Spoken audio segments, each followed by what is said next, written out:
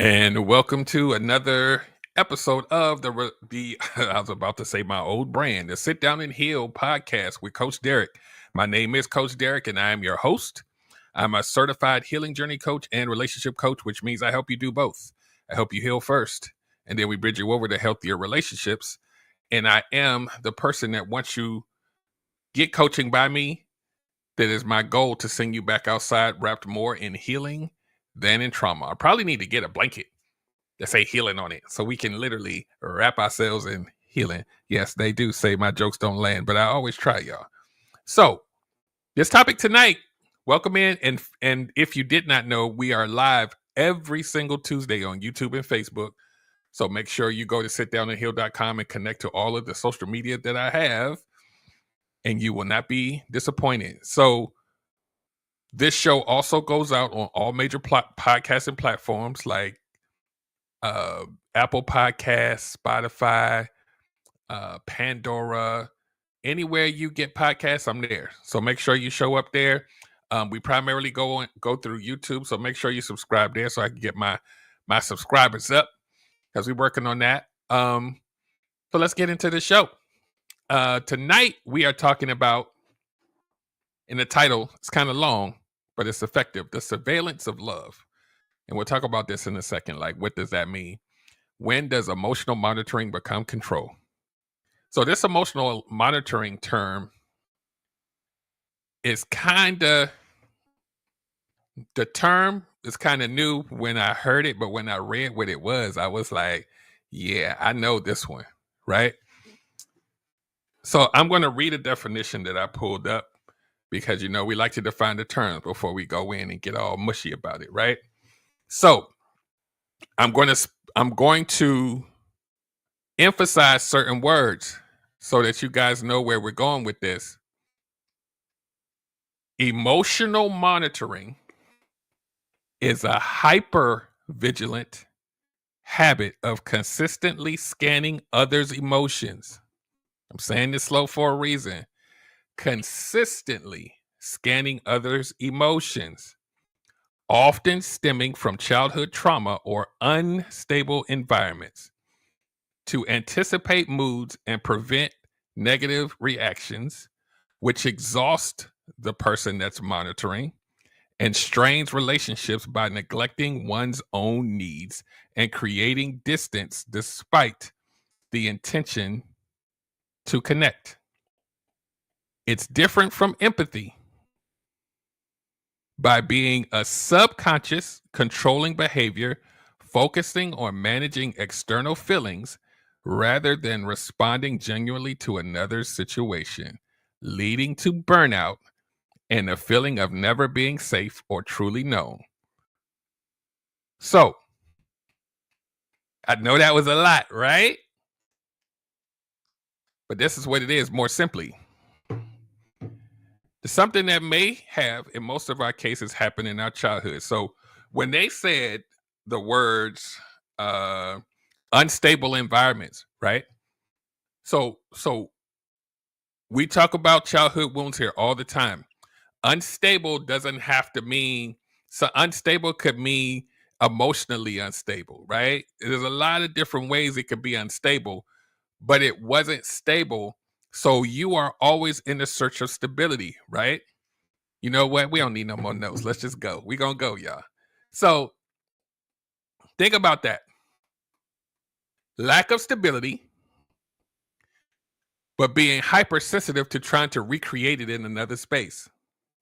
Meaning, a lot of times your romantic partner, but this could extrapolate out through family and friends, right? But I'm also a relationship coach, so we're gonna get busy there too, right? So listen, imagine a world where you had an unstable childhood. You might not even know your childhood was unstable. There's the finger. When I do the finger, that means some serious stuff about to happen. You may not even have known that your childhood was unstable, but the way that you can see it is to look at who you picked, where you stayed too long. You can see the instability even by the people we choose to be closest to, right? Even if we, remember, it says subconscious. So that means you don't even know what's happening. But the behavior always tells the story, right? So now We got to go on a little journey. We got to go on a little journey. If I have instability in my childhood, I grow into an adult that is hyper vigilant about creating stability. But here is the plot twist. Here's the plot twist. Y'all ready? Emotions in humans tends to be unstable, right? We don't know how somebody's going to feel every day. Right? Happy, sad, pissed off, whatever. We don't know. So imagine you trying to force stability in a place that changes all the time. You know how tired you're gonna be? Remember it said burnout. You know how tired you're gonna be chasing that? So the title says, when does emotional monitoring become control? So now, because of your trauma, you got to control how somebody else feel. Why? Because if you control how they feel, you create the stability you didn't have as a child emotionally. So now we got to think about this. You've probably been like this in most of your relationships. You probably don't even realize that this is actually what it is. And if you do, you don't know that it comes from childhood. Because a lot of times people like this, they think their childhood was okay until you see what you do, until you see who you pick, until you start having to chase around and trying to manage other people's emotions instead of just allowing them to have the emotion and then you can react to it accordingly. You want to control it. Right? And so when we talk about control, we think about a villain. Right? We think about somebody that's manipulating you. We don't like these controlling people, right? Until you realize that someone that does this emotional monitoring is controlling as hell. They want to make the outcome be what they want it to be. And then the thing about it is, they don't even wait. And I'm saying they like I wasn't one of them. They don't even wait for the emotion to happen. They want to predict what will happen so that they can change it when it does. So they don't even have to worry about what they deem as negative feelings on them. They want to beat you to the punch. Y'all know there's a certain type of crazy you got to go through in your head mentally to predict what's going to happen every day.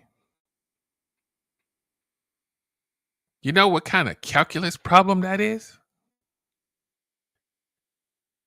You don't really know what's going to happen. But your whole nervous system is going crazy because what if? What if they come home? Can I do this? Can we speed it up real quick? Y'all ready? Ready? Let's breathe. Ready? What if they come home and they get mad? What do I do when they get home? Oh my God, they're looking sad. Let me make sure that they're happy, because if they're sad, then I will feel sad too, because I'm also not just an emotional monitor, I'm an empath. So I'm soaking it in at the same time. I got to make them happy so I can be happy. So indirectly, I have to control the narrative and anticipate before they even know what I'm doing. They think they're having a happy evening, but I made that happen because I was able to anticipate it and fix it before they got there so that they don't have the emotion that's going to make me feel trauma from my childhood. Y'all like how I did that?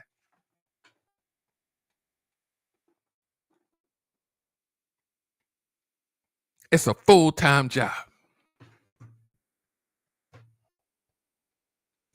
Even when danger to you isn't even imminent, you're predicting the future with no evidence of what it's going to be. You know how big of a fear that has to be? The only way that you can feel calm and safe is that you run around trying to figure out what bad thing might happen, what bad mood might happen. Let me hurry up. Hurry up. Okay. I talked about this a lot. over the years. You know, the cruel trick the universe plays on us is that once we figured out that we've mastered how to emotionally monitor our partner, then they move the goalposts. Then you got to chase something. Oh, damn, I missed that one. And you're going to have to keep chasing, keep trying to figure it out. The goalposts just keep moving. You think you caught the rabbit, and then it slip out your hand, and you be like, wait, that didn't work. And guess what happens when it don't work? You start feeling sad. You start feeling depressed because you didn't catch it. Now you got to feel. Pay attention to my words. Now you have to feel how that emotion affects you instead of you being in control.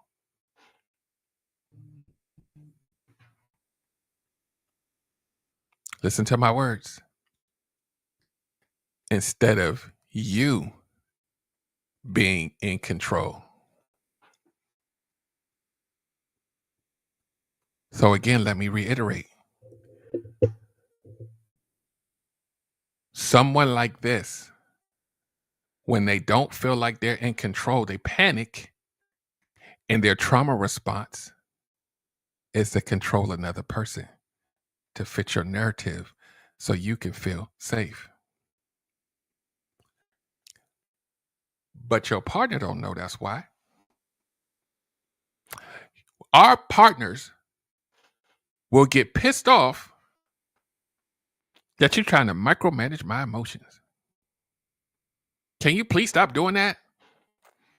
But you can't. Why? Because trauma. You ain't gonna stop. You may change the motives of how you do it, but you're not stopping. Because stopping means lack of control. And who doesn't want to be in control when you got all this trauma on your back? You want to relieve it. Think about it like this. Let's paint a picture. You paint a picture? What's it that SpongeBob he used to do? Imagination. I know. It's okay. We're going to, sometimes my jokes land, but most of the time they don't. So think about this. This unstable childhood trauma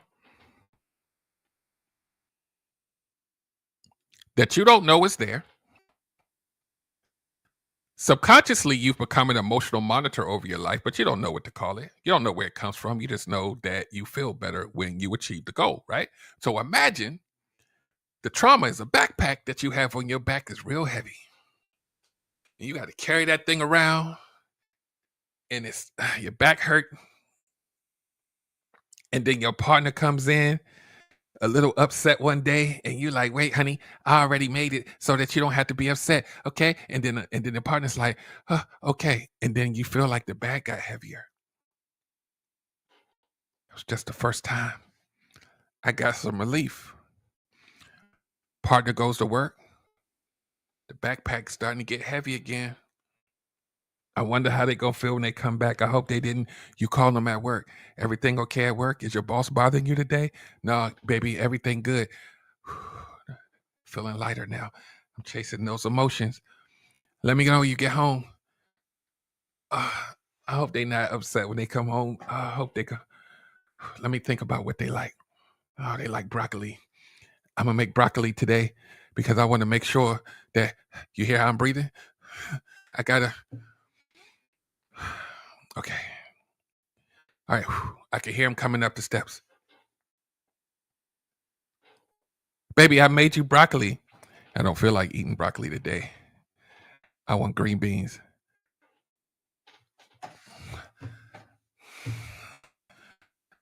Okay. I don't know how we got no damn green beans. Are they gonna be upset? Did they make your brain hurt, don't it?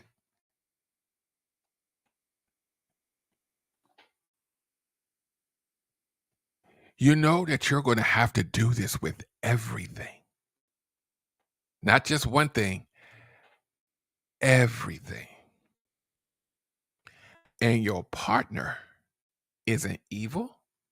Your partner ain't abusing you. They're just existing. They're being themselves. A human. Angry, sad, happy. Let me give you a visual real quick. Hold on. I just so they had this thing online. Well, not online, but the therapists use these. It's called an emotions wheel, right? In some places they call it a feelings wheel, right?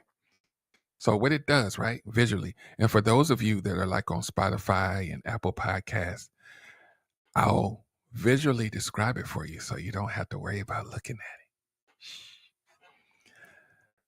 it. So I'm holding up this wheel, and in the center of the wheel are your base emotions like anger, happiness, sadness, right? But then it starts to get a little deeper because there are secondary emotions that lead into possibly why you felt the fear or why you felt the anger. And then there's a third level that goes even deeper to explain why the secondary emotion turns into the primary. So I'm doing this visual on purpose because your brain, as the emotional monitor, got to figure this out. Without any supporting information, you got to figure this out before it happens. That's a lot, right?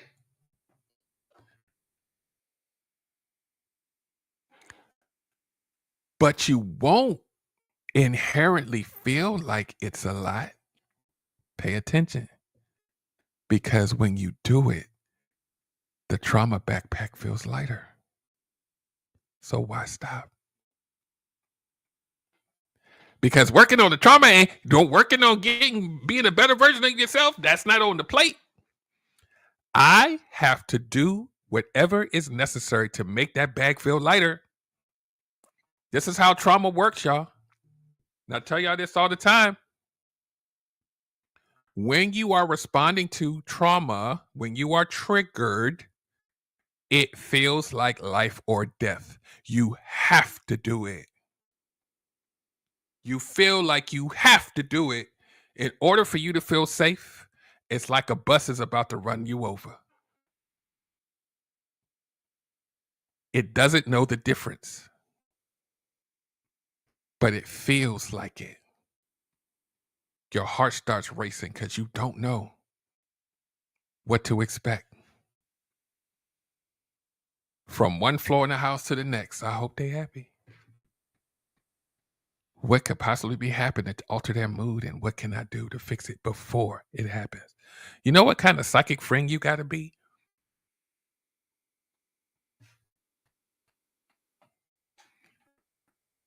You know, in the comments, absolutely neuroscience, but I'll be trying to catch everybody. So we're not going to go that deep. Think about what your mind has to go through in a day just to figure it out. And you're going to miss the mark because remember, the goalposts going to keep moving. Why? Because people change over time, right? It's that one little simple fact. What if that person starts changing? That means the whole blueprint that you made of trying to fit, now you got to remake a new one. Right?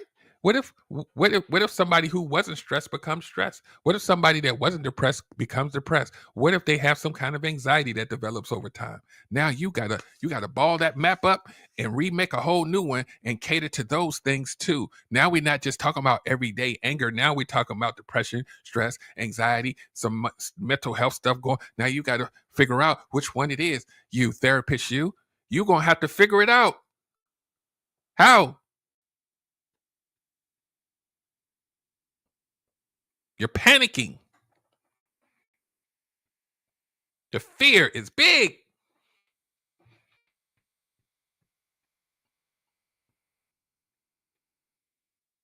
You don't even realize it comes from childhood. You're just perpetually a person that knows how to save yourself by emotionally monitoring people. And again, it's not just one or two instances, it's all the time. Your panic mode is on a hair trigger.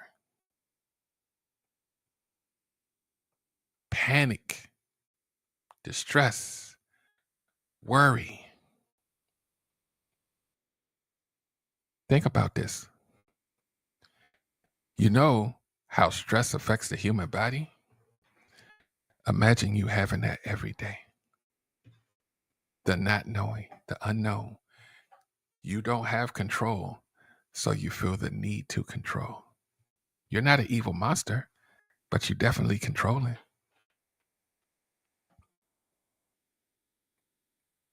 right? So now the lines between hero and villain are blurred. You're going to feel like the hero, but you're trying to change a whole nother human being for yourself, not for them. Now, who's the manipulator? Y'all know these words. Y'all hate him manipulated me. Oh, they trying to control me. Now, who's the controlling person? It look different now, don't it? Who's the manipulator now? Mm.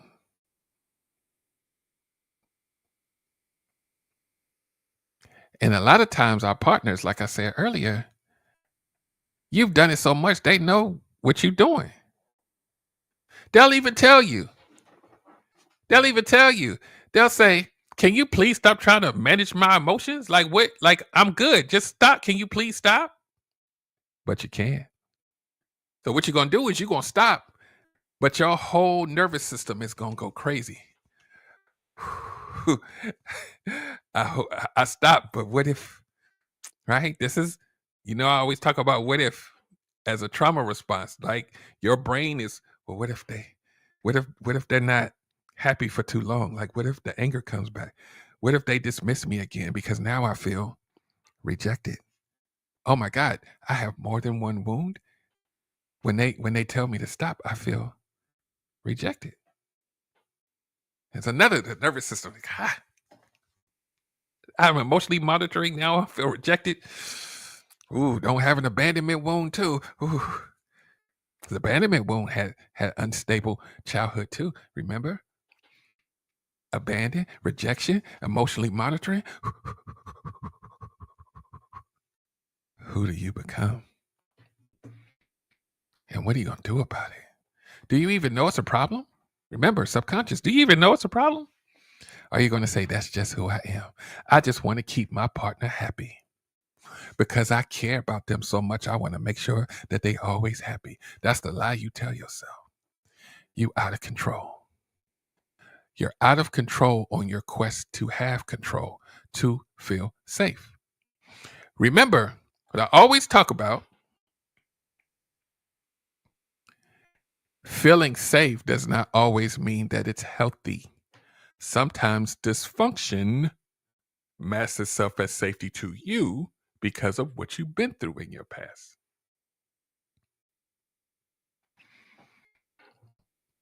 You're going to age yourself about 15 years worrying about what they go. Sometimes it means you got to leave them. Ooh, wait, the plot thickens already? Sometimes people do things that make you feel like you have to emotionally monitor them when you really just need to leave. But guess what? Dun, dun, dun. You can't leave because you have an abandonment wound too. Damn it. I thought I was out. I gotta stay now. Because if I leave, I'm gonna be by myself. So let me put my emotional monitor brain hat back on and we gonna keep trying to figure out why they mad today. What is it now, honey? You know what the worst thing you could hear when you trying to monitor somebody's anger? If they say, don't worry about it, I'm fine. I don't know the reason why, so I can't figure out how to stop it. I, honey, why you sad? I'm good. Trauma response. What do I do now? All right, I'm gonna just be calm. I don't want to make them listen to what I'm saying, y'all. They said they were sad. You thought that they were sad. They told you wasn't no problem. So you're panicking on the inside. So you're going to detach from them temporarily so that you don't piss them off. Listen to my words. You are running from one emotion in hopes that it doesn't create another one, and you are triggered by both. Y'all don't.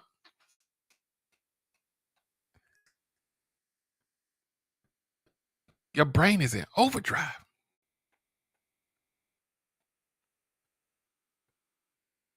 So now we got to think about this. Like,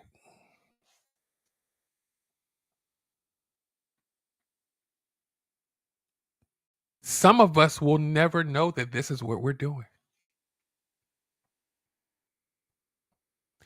because emotional, I swear to y'all, I'm using these words on purpose. My emotional monitoring is my safety net.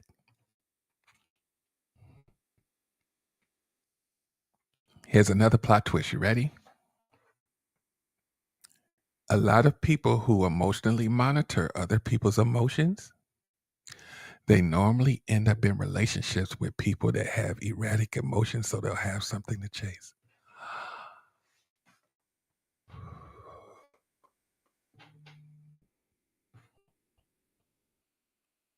That don't even make sense, Coach Derek. Why would they fall in love with somebody that's always angry all the time?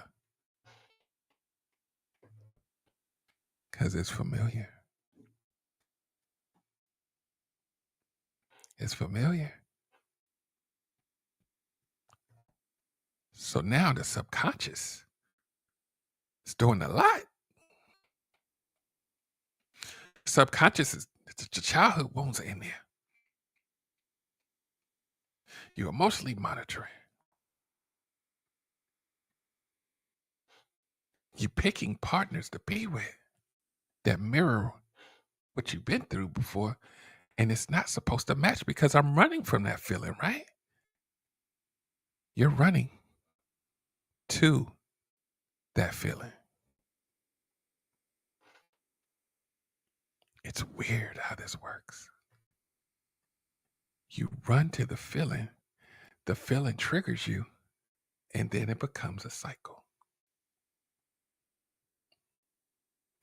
In relationship, and I talk about this when I talk about people shrinking themselves, relationship after relationship, you assume you're going to have to monitor them before you even know the behavior exists. Preemptive strike. So you already neurotic without even having the need to be yet. And even if you found the need to be, would you want to live like that forever?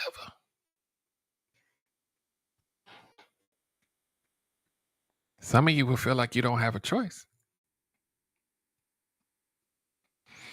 Because what you have to become when you're like this is a person that has to become used to being stressed out every day. Who wants to get used to that? Trauma.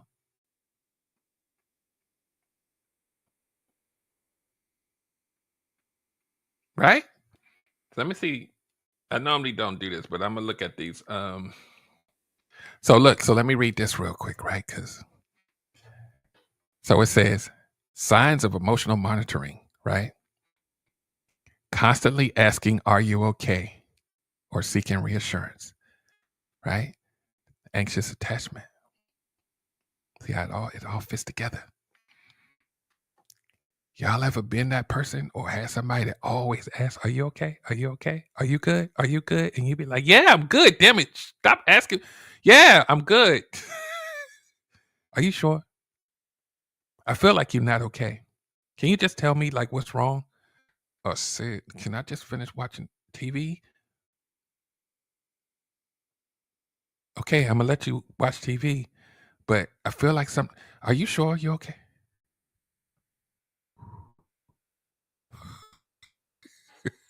Some of y'all getting triggered right now. Another sign is that you feel personally responsible for others' moods or their happiness. Think about that. We supposed to have happiness within us, but this type of person feels responsible for all of your happiness, not just a little bit of it. Right? feeling drained or tense in relationships because you have to keep doing this emotional labor. That's really what it is. Emotional labor, right? Labor sound like a job, right? Suppressing your own feelings to keep the peace. I'm breathing for y'all, not me. Well, yeah, maybe a little bit me. Ooh. Who keeping the peace by monitoring somebody else's emotions? It's not about how I feel. It's about making sure you're happy to keep the peace. But is it really peace? In your body, is it peaceful there? Or is it chaotic? Your mind definitely ain't at peace. Quiet on the outside don't mean quiet on the inside. Scanning rooms for emotional tension. I ain't got to read this. Difficulty setting boundaries. You can't say no because you're a people pleaser. You got to make sure they're okay by any means necessary. Even if it crushes you, it's about them first.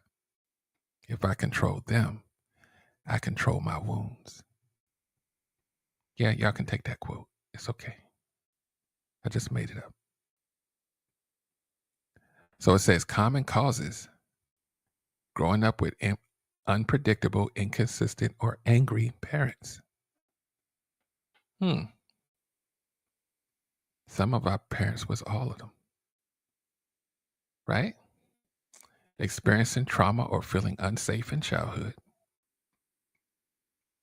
Developing a survival mechanism to predict behavior.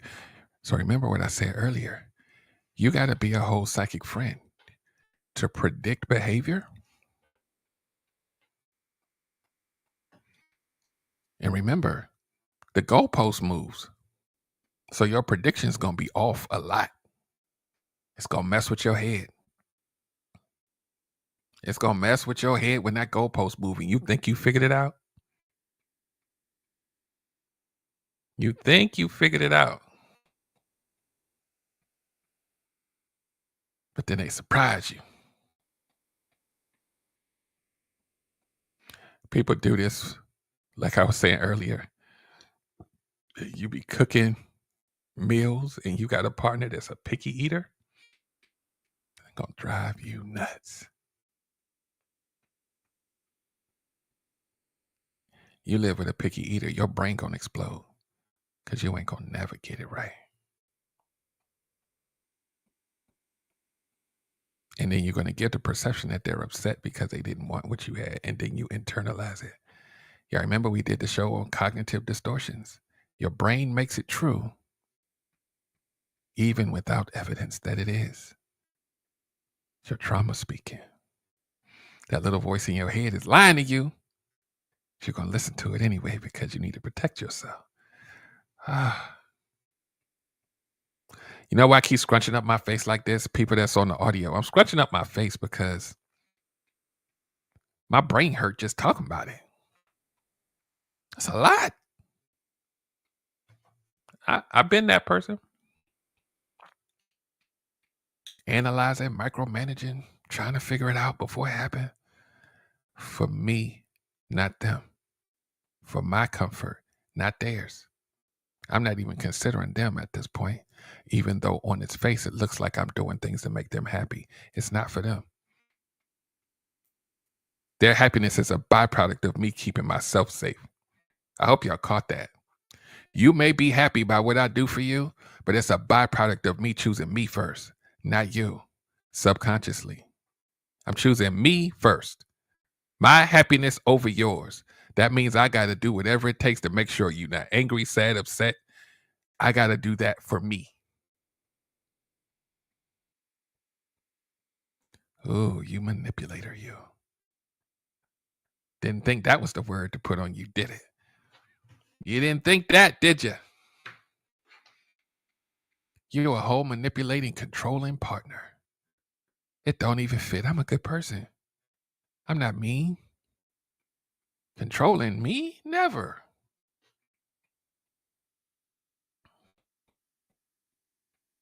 It's like I said earlier, we take controlling and manipulation, we inherently put it on a person as being evil.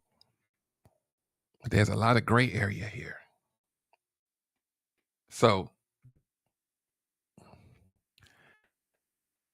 we are going to take this jumbo jet and we're going to start descent. We're going to start the descent. Think about this. So we're going to talk about like how can someone work on healing this? Because that's really what it is. Managing, regulating, healing in order for you to not show up like this, because it will torment you in every relationship that you get into. This is what we do, y'all. A lot of us on here have done this. You'll do this with a relationship. It doesn't mean that the other person is or isn't for you, but the relationship ends. And then what we'll do is we'll find a person that's the opposite of this one so we can get better results, but we're still an emotional monitor. It's going to keep following you like a ghost. It's not going anywhere. It won't change until you do. So now, awareness that it even exists is step one. Just like any other healing, sobriety, if you will. The first step is admitting you have a problem. Then once you admit you have the problem, then we got to figure out where it comes from so that we can solve it from the root. We got to solve it from the root. We can't put Band-Aids on it. We got to solve it from the root. We got to understand where it comes from. So you're probably going to need to get help to do this, putting these puzzle pieces together, because you're still in your own head. It's still in there, ruminating, trying to figure it out. You do it with your boss. You do it with your parents. You do it with your kids. Wait, did he say kids? Yeah. Kids got about 5 PlayStations in the house because you can't tell them no. Because if they're sad, it's going to trigger you again. Y'all ain't hear me. Y'all ain't hear me. We be getting stuff our kids ain't even asked for. Ooh, I know, it's Christmas time. Sorry. Not sorry. We be getting stuff they ain't even asked for. For us, not them. We doing it for us. You got to ask yourself why. You will go in debt for something they didn't even ask for. So I'm reading these little bullet points, and they really they're not going to do justice for what I just did. Yeah, the bullet points kind of suck. I wanted to land where it needed to land. I was trying to, I always look at my bullet points and then I always throw it to the side, because real life is on our necks right now. Survival mode, trying to figure it out, trauma and all of that. I always like to come from a place of how it feels inside. I want to give you a street level view of what this looks like and feels like, so you can absorb it. And hopefully a lot of you will take the stance to try to get help with this, right? These are some of the things that I help you with: healing, pattern recognition, self-awareness, shadow work. We got to get our fingernails dirty. You can clean them out later. We're going to have to dig in the dirt to plant the seed for you to grow into something even better than what you are now, because you're going to be self-aware.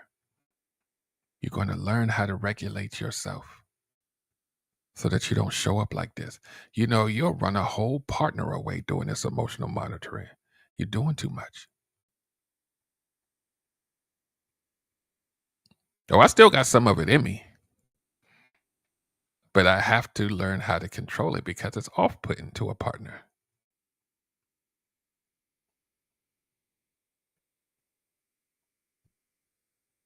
You're doing too damn much. Y'all know, and this ain't even like ancient history. This is like recent. Like I go crazy trying to people please. I had to catch myself sometimes. But I have these. I know I'm gonna tell y'all too much, but I don't care. Somebody need to hear this. I will project your onto you being unhappy about something that has nothing to do with me, right? You could be you could have a broken lamp. I'm going to perceive that that lamp that just broke that you was using is going to make you unhappy. I'm projecting that that unhappiness would eventually spill over onto me. So I am going to bust my ass, YouTube, Google, go to Home Depot to try to fix that lamp so that you can then be happy so that it then does not spill over onto me.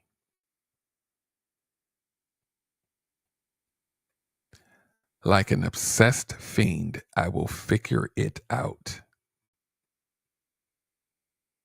And it has nothing to do with me. But it is about me because I'm trying to fix things for my happiness. You being happy about the lamp being fixed is secondary. But in my mind, or y'all thought this show was about other people. Shame on you.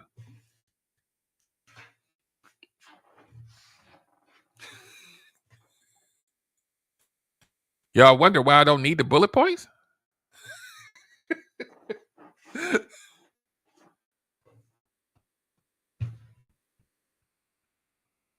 But the reason why it hits home for a lot of you is because we're all more alike than we are different. We go through similar things. We just don't see other people going through it. But you too can learn how to be better and how to regulate it so that it doesn't sit on you. That backpack ain't so heavy. It's still on though, but you can move around better. Emphasis on the move around better. Not perfect, better. Oh, the silence for y'all, not me. Breathe. Right? We can be better. So anybody that's listening to this, replay, Spotify, Apple Podcasts, YouTube, Facebook, whatever it is, you need help with that. Go to sitdownandheal.com or message me on a social media platform that you found me on and just say these words: Coach, I need help. And I will figure out the rest for you. It's that simple.